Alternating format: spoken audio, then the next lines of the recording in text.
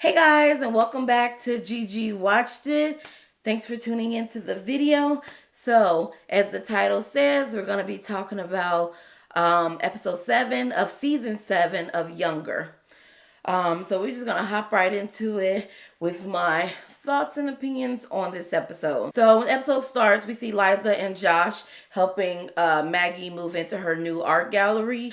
I feel like they're really trying to friend zone Josh, like make him her friend. And like I know they're friends, but like they're making it seem like there's no chance of them getting back together. And I don't like that. I don't like that. Liza and Josh are helping Maggie move into her new art gallery, and Maggie shows that she's still getting these nudes and these like sexy pictures from Camilla, which we know is the dean's wife. So she's still getting these pictures from the girl, and I'm like, just block her. Like, what are we doing? Just block this woman. Because she doesn't seem like she's like trying to engage as far as like do anything else with her. So just block her. I don't understand the dilemma with that, but she doesn't. So at Empirical, Kelsey says that she is looking for a new apartment. As we know, Kelsey has been living with Lauren, and they like share a room and everything. And so she's like, it's time she gets her own place, and she, moves out on her own. Lauren's putting out fillers, and she got some places lined up for Kelsey to check out. We find out Liza has kind of been avoiding talking to Charles. Liza's been avoiding talking to Charles since last week when he was just like, stay out of my business. And Kelsey says, you got to talk to him about work, basically. Go talk to him about the new cover art for the Little Women in Space book that they signed.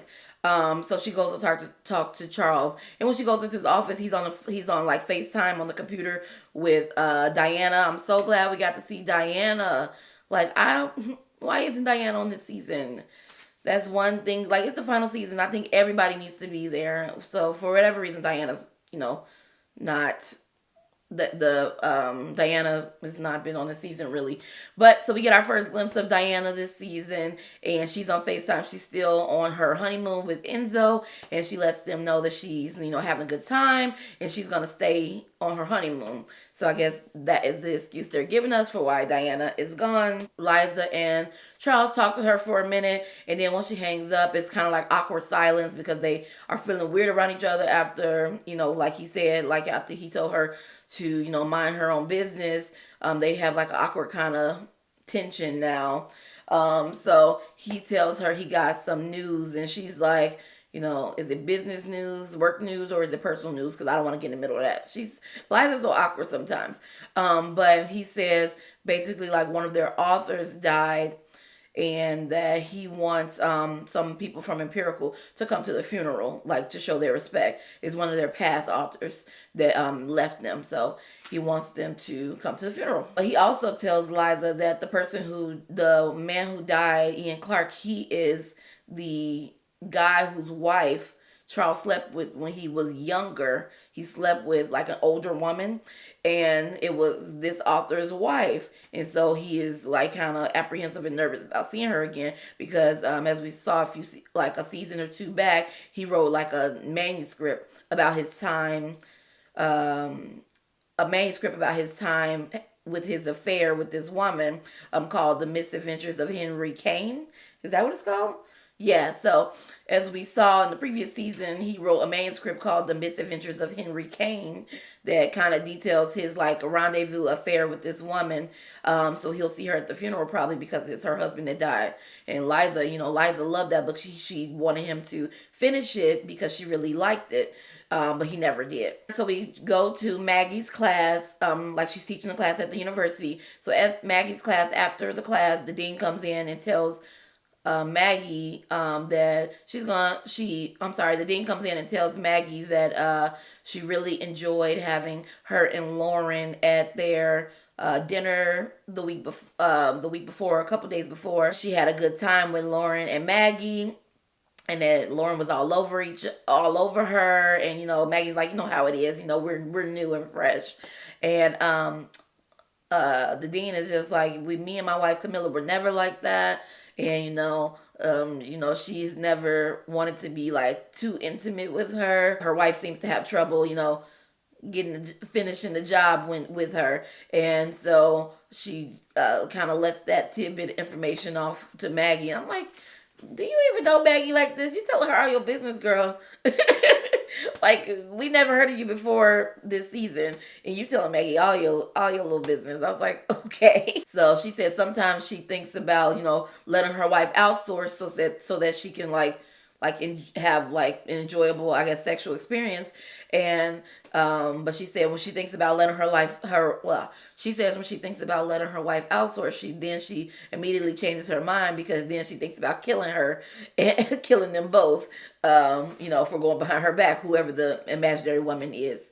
And so Maggie's like, oh, Dad, because, Maggie did sleep with her wife, and so it's not really imaginary. So the dean tells Maggie that later on this week she's going to have to observe her class. It's just like part of, I guess, new professor protocol. So the dean will have to sit in on a class. So at the funeral, Ian Clark, the author that died funeral, Charles sees the woman, I think her name was Judith, they had the affair with, who's Ian's wife.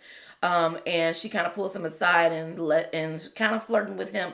And she says, like, what did she say? She said, like, Ian left his books to their son, Topher, and that could Charles sit down and meet with him. She said Ian always regretted leaving Empirical, and asked Charles if he could sit down and meet with their son, to kind of like discuss their books. He had some ideas about the books, and also, like, she says, like, you owe us that much. And when she says that Charles owes them, whoever them is, I was like, how? Ian left Empirical for whatever reason. He left Empirical, so why would Charles owe him anything? Like, I don't know if she's implying he owes him that much because they had an affair, and she knows they had an affair, so you owe him for cheating with his wife, which is you. And I was just confused. I was like, what? Why would he owe you? He don't owe you nothing. What? So Charles and Liza sit down with Ian's son, have a meeting with him at Empirical, and they're discussing ideas. He suggests like they reissue his dad's books, or like a ghostwriter writes under his name. He's heard that being done before, and then he suggests himself like to write, and he has never even written before. He didn't even seem like it was something he was passionate about or would be good at. And he's like, I could just throw something together, like it's nothing. And they're like, we'll think about it. We'll take a look at it, and we'll get back to you. So Charles thanks Liza for sitting in on the meeting with him, and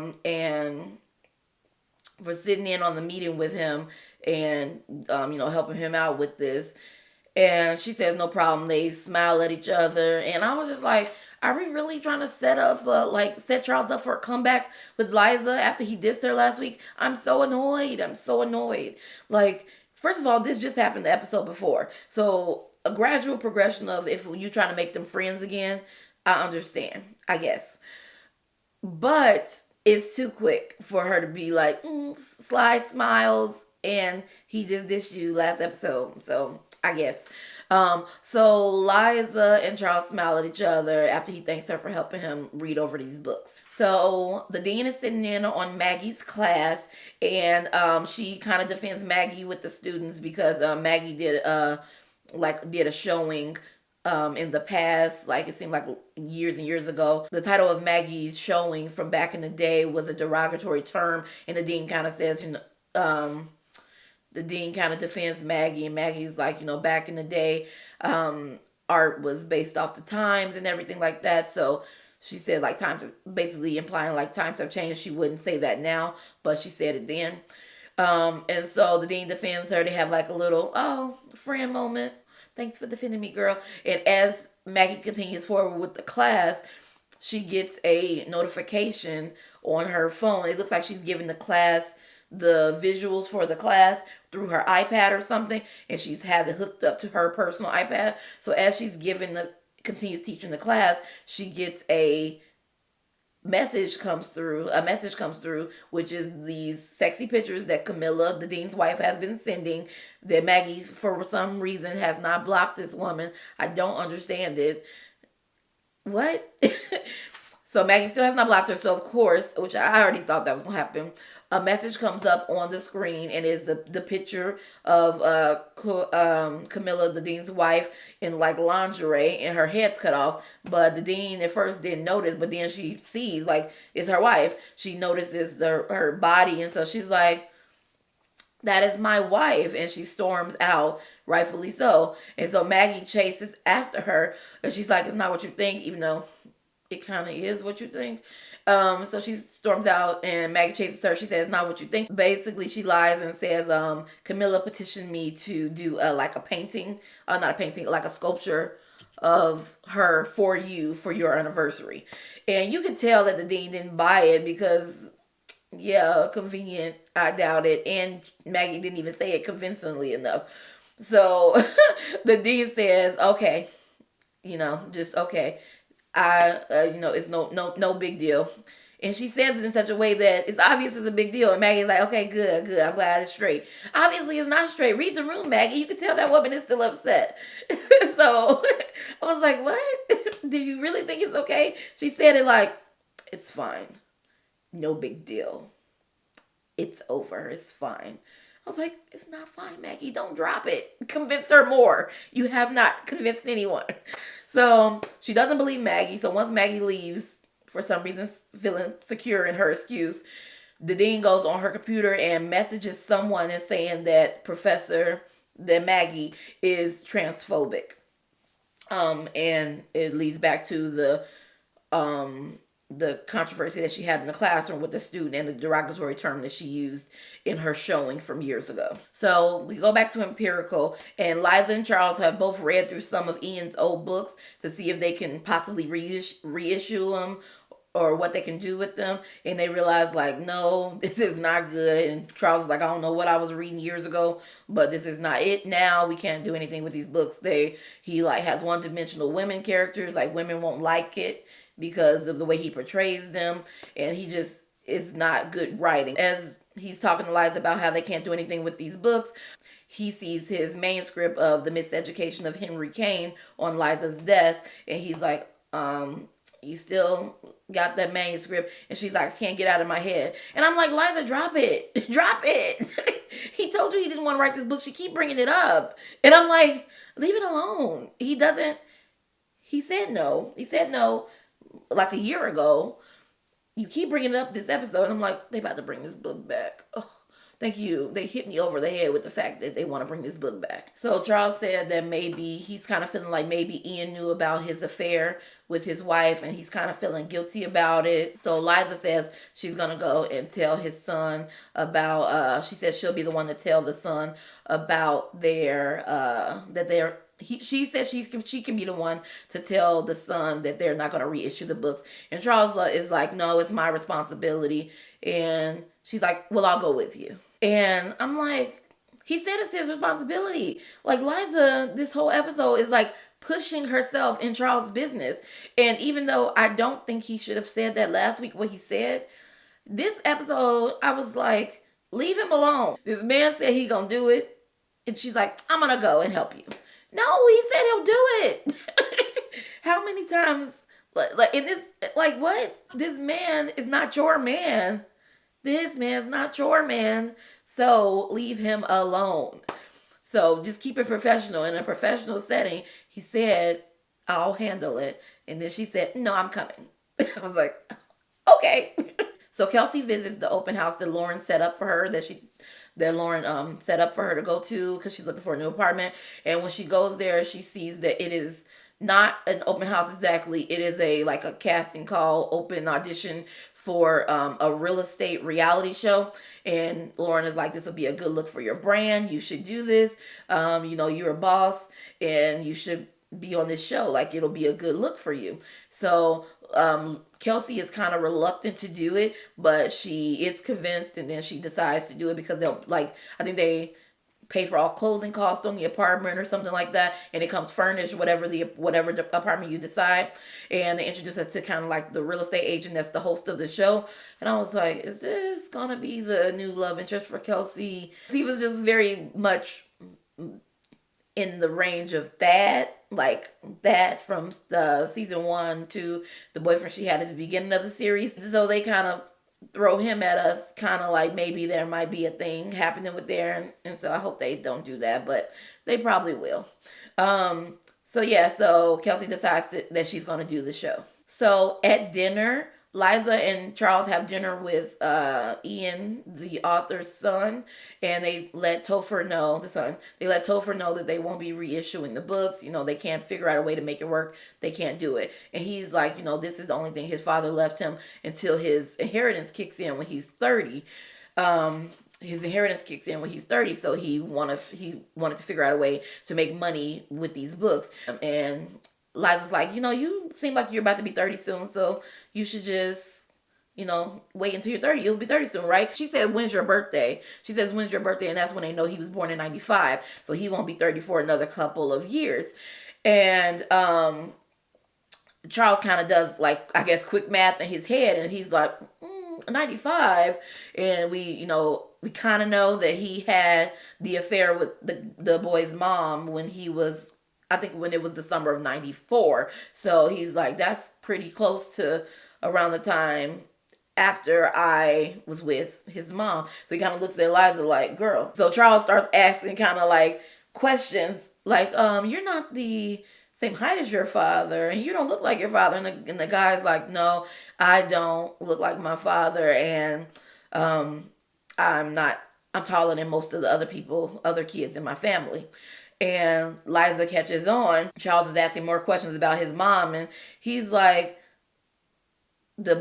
are we here to talk about my mom, or are we here to talk about these books? And the son mentions that there was a rumor going around that his mom had an affair with Townie that worked on a lobster boat. And Charles, I guess, was like a deckhand on the boat or something like that. So he figures it's him. And the boy's like, yeah, it was always rumors that maybe I wasn't my dad's son or whatever. And so Charles and Liza are both like stunned. And as they're walking out, Charles is like just flabbergasted. He's like, that boy is my son. And he's like, I don't know how I'm going to tell. And before he can say, he said, Quinn, you don't know how you're going. Liza says, you don't know how you're going to tell Quinn. He's like, no, my kids. I'm like, Liza, just let him finish the sentence. You just always putting your foot in your mouth, girl, creating awkward moments. So he's like, I don't know how I'm going to tell my girls. And he's like, I have to meet with Judith, which is the wife he had the affair with. I have to meet with Judith and ask her about this and confirm that this boy is my son. At the reality show taping, Kelsey is being shown around an apartment by the real estate host guy. And they seem to be kind of flirting or getting along well. I think they were kind of trying to imply that he was flirting. Not sure. But it was kind of weird. He kept like, I don't know. It was just like cringe showing with him like, oh, Princess Kelsey, you can, from this apartment, you can slay dragons. And I was like, okay. I already don't like this character. Not don't like really dislike him, but he's not like interesting yet. So we'll see where they go with that. Charles goes to Judith's place and asks her. He basically asks her point blank, like, is this boy my son? And because she already knows that they're not reissuing the books, so she's kind of like, what are you doing here? And he's like, is Topher my son? And she's like, what? Is Topher saying that? Is Topher telling people that he is not his dad's son? And she says basically there was always those rumors when they were younger, when in her marriage, and so she because there was always these rumors, her husband had all of his kids tested, and these kids are all his. He says, but he said that you got with a townie or a deckhand on a lobster boat, which is me. And she was like, there were many boys on boats that she got with. She was like, Charles, she was basically like, you're not special, boo. She just let him know it was nothing. And so he's just kind of like thrown because he thought what they had back in the day was like a singular moment and that it was special to her and him. And she kind of learns that she was with a bunch of guys, and he was like a summer fling to her, and it was more of a life-changing event for him. She says, no, Topher is not your son. So he gets that confirmation, and as he's getting up to leave, As he's getting up to leave, she kind of flirts with him, kind of like, we could pick up where we left off. We could bring back old times. I was like, read the room, girl. Don't you see his face? What's happening? He says, no thanks. And so as he's leaving the meeting with Judith, after finding out she is not her son is not his son, he walks out of the apartment building and Liza is standing out there waiting for him under an umbrella. Liza's waiting outside for him and he's kind of like, what are you doing here? And she's like, I didn't want you to do this alone. What? Liza is just, I don't understand it at this point. This whole episode, she was getting on my nerves a little bit, imposing herself in all of those personal situations. He should not say mind your business. But me as the viewer, I'm saying mind your business, Liza. Because what? So Liza's like, she thought he could use a friend. That's why she came. And I was just, at this point, they haven't established that they're friends. I guess the writers and everybody is trying to build this friendship with them, but they're moving too fast. They're throwing it at me when just last week I saw him being rude and uncaring towards her. And so for you to imply that they would not randomly, but they would form this friendship this fast is crazy to me. Because after Josh and Liza's breakup, it took like a whole season for them to even try to make them friends again. And you trying to tell me in one episode, Charles and Liza are going to get past all their baggage to be friends? Stop pushing it. Let it work out its own self. But for her to just keep showing up and it's like, I'm here for you. I'm like, this man told you to leave him alone. Leave him alone for a little bit. Just a little bit, Liza. So Charles lets her know that Topher is not his son and that Judith told him that. And he's kind of embarrassed as well that he thought that their relationship was so special and come to find out that it wasn't for her. So he feels kind of embarrassed in that regard that he remembered the whole situation differently than she did. So Liza once again mentions this book and she's like, well, this should just kind of give you motivation to finish your book. And I'm like, Liza, stop trying to make this book happen. Let him mention the book. If he wants to make the book happen, let it happen for her. But she was just pushing the book this whole episode, pushing herself into his business this whole episode. And I like that. I didn't like that. So they mentioned the book again and he's kind of like, maybe we get our first, like maybe he will try to finish the book. He says, well, we're going to need somebody good to like edit it, implying her. Liza mentions, we need to let go of the past and move forward, and they walk away together. So I guess we're getting a glimpse of them trying to start being friends and moving forward with the relationship, past being angry with each other, or at least we get a little glimpse of that. We'll see how it goes. But that is the end of the episode. Couple things about this episode. It was a lot happening, but it was nothing happening at the same time, if that makes sense. Like it was stuff happening, but at the same time it seemed like kind of a filler episode. Also, best thing about this episode was that Quinn was not in it. Don't like Quinn. It's not a secret. I don't like her. And I'm kind of just like, the fact that we traded Diana for Quinn is just beyond me. It's beyond me. Because I would love to see Diana in this season, but the last season we get too much of Quinn. Ugh. The actress is good. The actress is really good, but I don't like Quinn, so I am glad that we didn't get to see her this episode. But yeah, the episode was just kind of a filler episode, so I'm looking forward to next week's episode to see what happens. I want them to give us more of Liza's relationship with Josh, because like we're getting crumbs of Liza and Josh's relationship or friendship, whatever you want to call it, and I need more. I need to be fed more. And I just have a feeling that I don't want them to do this, but sometimes shows do this. I do not want them to make me upset and try to, at the very end of this show, because this is the last season, at the very end of the show she doesn't pick Liza. I'm sorry, I don't want them to try to tell me at the very end of the show she doesn't pick Charles or Josh. like they might do a thing where she picks herself, and I want Liza to pick herself, but I also want to have her be with Josh. And do I rather have her with Josh or no one? Possibly. I might just want Josh or no one, just because if she's with by herself, I might think like her and Josh will eventually get together off screen. Yeah, so I feel like they might try to do that. Like, she found her career, she found herself, she found her happiness, and she didn't pick Charles or Josh.